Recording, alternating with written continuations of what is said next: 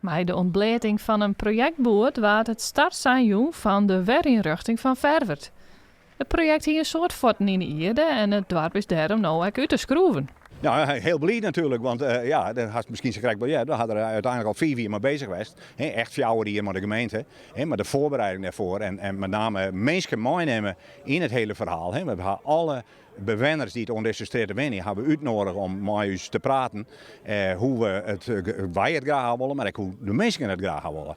En daar zijn al die hele leuke dingen uitgekomen. Echt mooie projecten, vooral bij de Spar, de supermarkt van Verve. Daar krijgen we echt, we hebben echt een knelpunt. Daar krijgen we aanstaan echt een mooie manier van uitstraling. Ook de gemeentehuishoeken, de Traaienhoek zouden wij dat nemen. Ja, en het wordt ongepast onder tijd, zat eigenlijk een dorp uit Schimat.